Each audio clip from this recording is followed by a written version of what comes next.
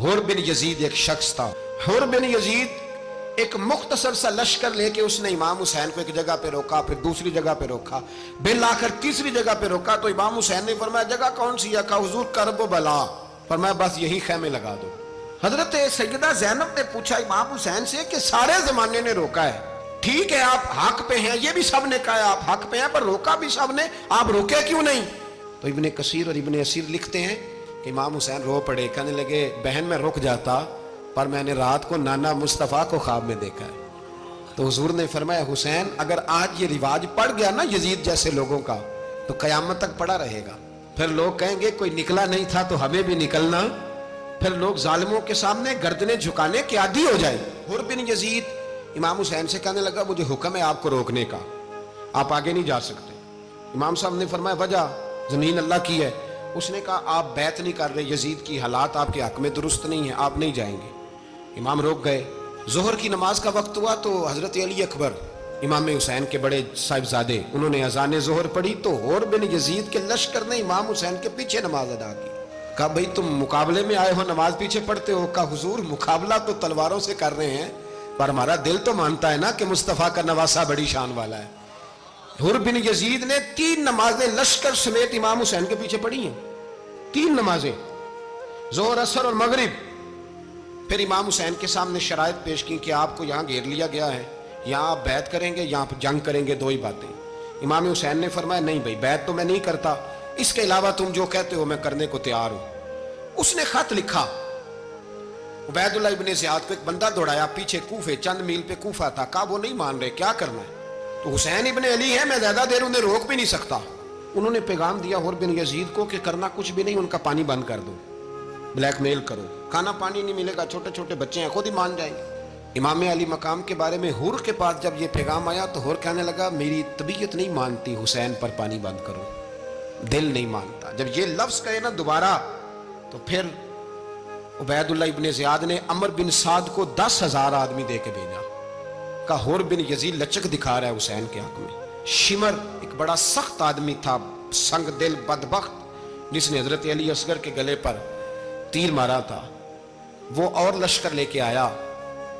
रात को कहने लगा इमाम हुसैन रज़ी अल्लाह तआला अन्हु से कि बस बड़ा हो गया, ये 9-10 मुहर्रम की दरमियानी रात, यहाँ आप जंग करेंगे या आप बैत करेंगे, 2 ही बातें। इमाम हुसैन अंदर गए, सैयदा ज़ैनब से मशवरा किया, बाहर आए, फरमाया बात वही है जो पहले दिन वाली है। इमाम हुसैन रज़ी अल्लाह तआला अन्हु ने फरमाया भाई बैत तो मैं नहीं करता, बाकी जो तुम्हारा प्रोग्राम है। शिमर और इब्ने साद कहने लगे फिर जंग के लिए तैयार हो जाए। क्या अंदाज है इमाम हुसैन का।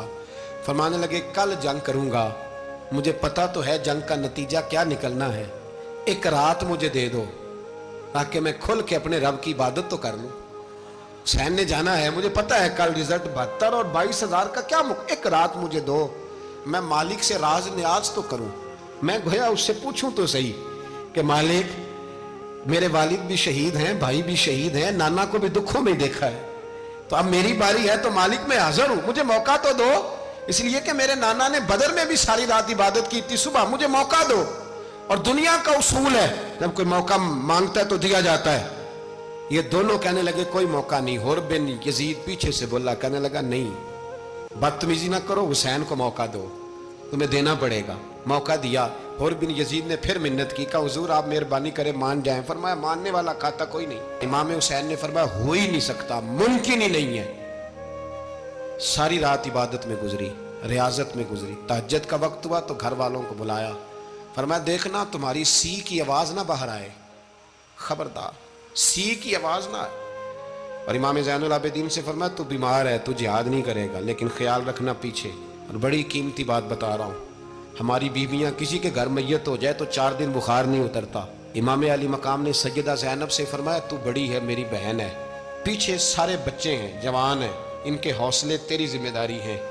सुबह जंग का तबल बजने लगा, फजर की नमाज पढ़ी, सूरज चढ़ा, 10 मुहर्रम का दिन, जुमे का वक्त। जनाब सैयदना इमाम हुसैन रज़ी अल्लाह ताला अन्हु ने रेत पर सजदे किए, लंबे सजदे, लंबी नमाज।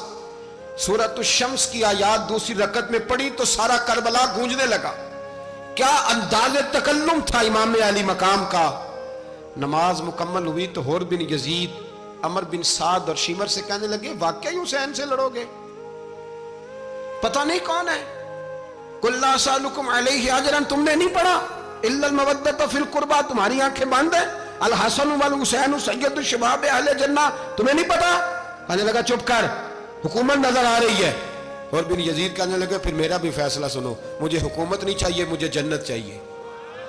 حکومت نہیں چاہیے. امام حسین کی پہلی فتح دیکھیں, اور بن یزید ایڑی لگا کے نا یزید کے لشکر سے نکل کے امام حسین کے لشکر میں شامل ہو گئے. اور پہلا شخص جس نے امام حسین کو روکا, امام حسین کے نام پر پہلا سر بھی اسی شخص نے کٹایا ہے. لیکن یزید کی قبر پہ لعنت بھی کوئی نہیں برساتا, اس کا محل تھا بہت بڑا.